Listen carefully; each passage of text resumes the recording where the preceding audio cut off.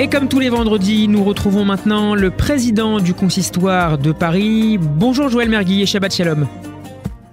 Bonjour et Shabbat Shalom. Nous voilà juste au moment où le mois de Nissan va commencer. Le mois de Nissan suit le mois de Hadar. Le mois de Hadar, c'est traditionnellement le mois de la joie, le mois où on redouble de joie parce qu'on a vaincu l'antisémitisme.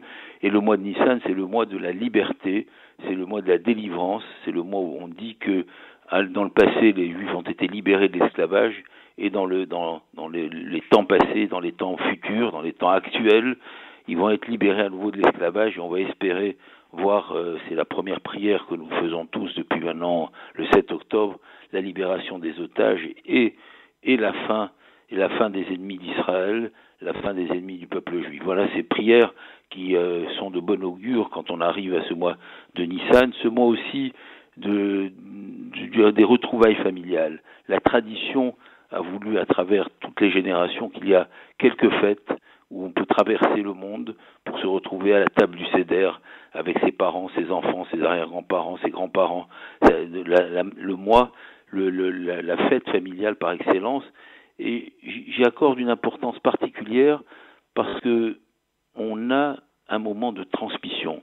La pédagogie juive, elle est née par Pessah, elle est née par cette Agada, par cette notion d'enseigner aux enfants, de trouver tous les moyens pédagogiques d'enseigner aux enfants, mais c'est aussi la transmission des différentes cultures des parents et des grands-parents. Nous avons en France quelque chose d'extraordinaire, c'est que les cultures des parents et des grands-parents varient d'une famille à l'autre, parce que nous avons un mélange extraordinaire de cultures, de parents qui sont arrivés, qui sont du monde ashkénaze, de Pologne, d'Allemagne, de Russie, de Hongrie, de Roumanie, de France pour les générations qui sont les plus anciennes de France, et ensuite les familles qui viennent d'Afrique du Nord, d'Égypte, du Maroc, de Tunisie, d'Algérie, et les enfants sont les enfants issus de toute cette diversité. Donc ces traditions, elles se transmettent beaucoup à Pessah.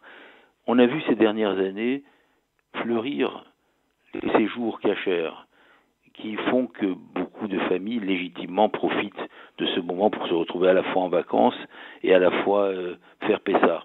Alors il y a ce que j'ai un peu décrié pendant longtemps, c'est que ça déstructure cette table familiale du Seder, où on se retrouve dans une ambiance de la maison, dans une ambiance où il y a une transmission, au profit parfois de tables d'amis, de tables où on se retrouve, où on perd la notion de famille. Alors, essayons, pour ceux qui partent loin, de se retrouver à la même table que ces enfants, de ne pas mettre les enfants d'un côté et les parents et les grands-parents d'un autre, mais d'essayer d'être au moins pour les sédarim, dans ce moment où on peut se connaître un petit peu mieux, se rapprocher un petit peu mieux, s'écouter un petit peu plus, parce que c'est fondamental. Et puis effectivement, ces séjours cachers permettent peut-être à des familles qui n'ont jamais connu le Seder, qui n'ont jamais connu Pessah, de se retrouver. Alors, ayons en tête combien la famille est un des vecteurs fondamentaux de la transmission du judaïsme, un des vecteurs fondamentaux qui nous a permis de traverser l'histoire. Et dans la famille, j'associe effectivement la communauté familiale.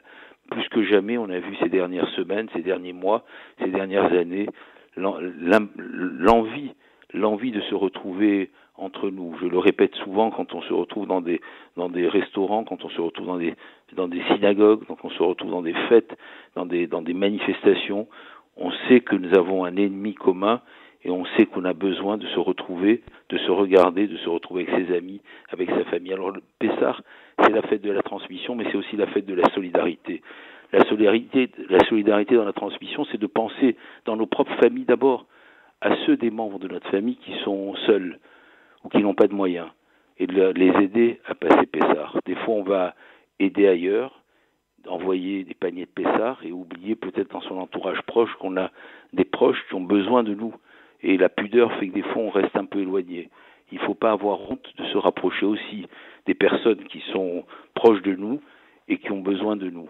Et les paniers de Pessah qui sont maintenant développés dans toutes les communautés, au travers par exemple du Secours Juif pour ce qui est du consistoire, il est fondamental que dans chacune des communautés, on accompagne les responsables des communautés pour qu'ils puissent répondre aux demandes qui sont malheureusement de plus en plus nombreuses pour ne laisser personne sur le bord du chemin. Alors, en cette veille du mois de Nissan, cette veille de la liberté, pensons à préparer les retrouvailles familiales, à préparer, à rapprocher toutes les personnes éloignées. Et nous venons de vivre une semaine extraordinaire avec la présence du grand rabbin d'Israël, du grand rabbin Ashkenaz d'Israël, avec des rabbinim qui étaient très présents au Centre européen du judaïsme à Paris, qui nous ont encouragés justement à faire attention chacun à l'autre. Chacun doit faire attention à l'autre. C'est ça la solidarité, c'est ça la famille, c'est ça l'esprit de Pessah, l'esprit du mois de Nissan. Shabbat Shalom, et que la liberté revienne et que la liberté de nos otages revienne. Shabbat Shalom.